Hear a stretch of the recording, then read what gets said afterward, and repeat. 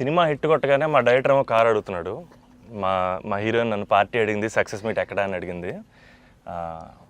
మనకిది మామూలుగా రాలేదు కాబట్టి ఈ థియేట్రికల్ సక్సెస్ అనేది ఒక 10 ఏళ్ళు పట్టేసింది కాబట్టి.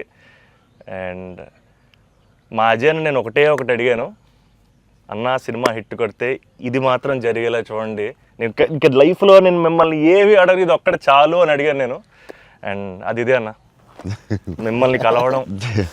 8 years అయిపోయిందా కలిసి? 8 years అయిపోయిందన్న. 8 years అయిపోయిందన్న. ఇదే సక్సెస్ అన్న, ఇదన్న బ్లాక్ బస్టర్ నాకు. అంటే బికాజ్ నేను నిజంగా ఎప్పుడు మా అజయ్ ఏం అడగలేదు. యాక్చువల్గా అన్నీ నా గిఫ్ట్స్ అన్నీ ఆయన దగ్గర నుంచి వస్తుంటాయి.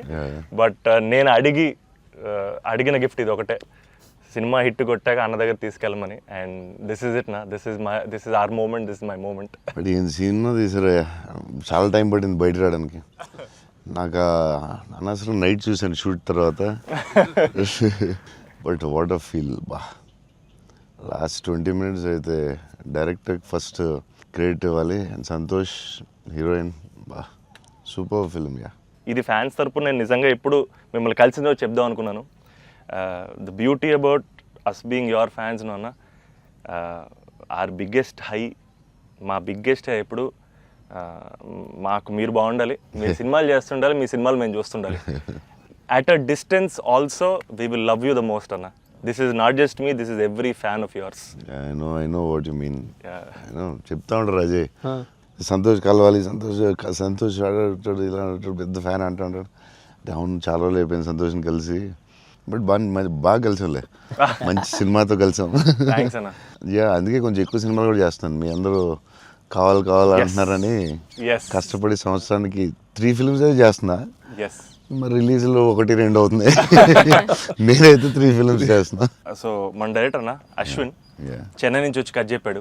సో మీరు సినిమాలు చూసినట్టు కూడా చెన్నైని చాలా ఒథెంటిక్ గా, చాలా రియల్ గా చెన్నైని ఒక క్యారెక్టర్ లో వాడాడు అన్న.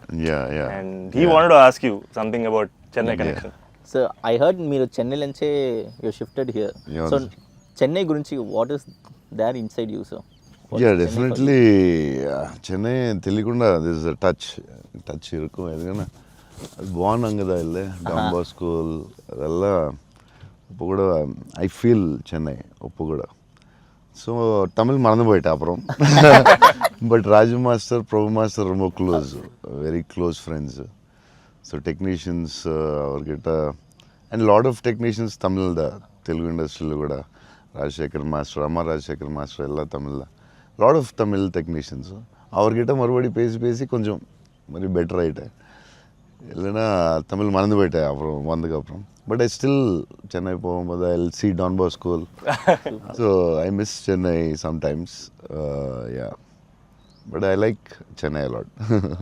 தமிழ் மறக்கல சார், மறந்து போயிட்டேன். அது டெக்னீஷியன் பேசி பெட்டர் மறுபடி. அப்போ ரொம்ப கரெக்டாக பேசினேன். ஸ்கூலில் எல்லாம் தமிழ் தானே, அப்போது கரெக்டாக வரும். அப்போ கொஞ்சம் மிஸ் ஆகும், பட் வரும். Super. Sir, I just got to know that one of your favorite love stories is Geetanjali. Yes, one of my favorite movies is Geetanjali.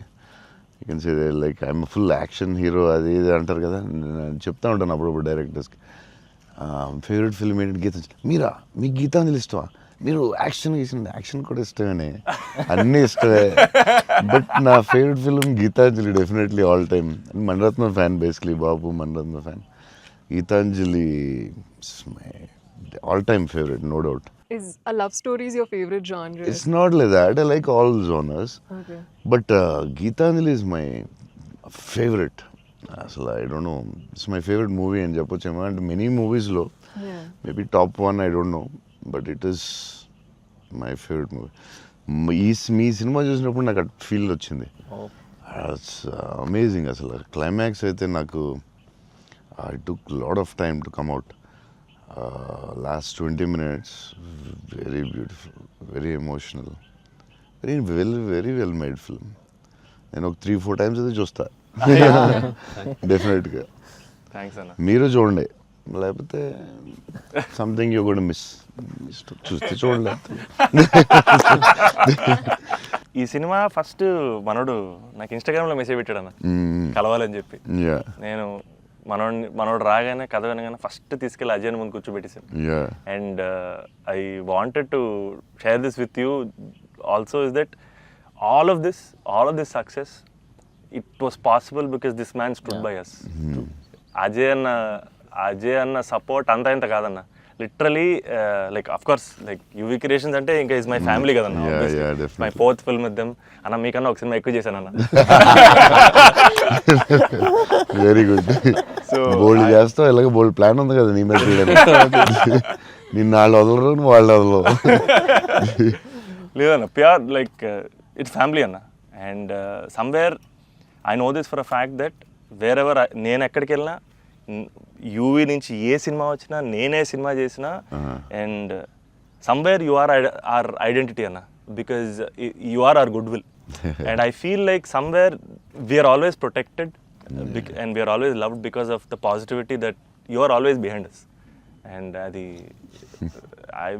నేను థ్యాంక్ యూ చెప్పలేను అన్న, నేను ఎక్కువ ఎమోషనల్ చెప్పేసావు బోల్డ్ సార్లు, థ్యాంక్స్ చెప్పేసావు, అర్థమైపోయింది. బట్ అజయ్ తెలియదు చెప్పు, సినిమా కష్టాలు ఏమి ఉంటాయి కదా ప్రొడ్యూసర్లకి. శోభన్ ఏమైనా ఇబ్బంది పెట్టాడా, హీరోయిన్ ఇబ్బంది పెట్టిందా, డైరెక్టర్ ఇబ్బంది పెట్టాడా? ఎవరు ఎక్కువ ఇబ్బంది పెట్టారు చెప్పు? ముగ్గురులో ఎవరో ఒకరు ఎక్కువ ఇబ్బంది పెట్టి ఉంటారు. హీరోయినా, డైరెక్టరా?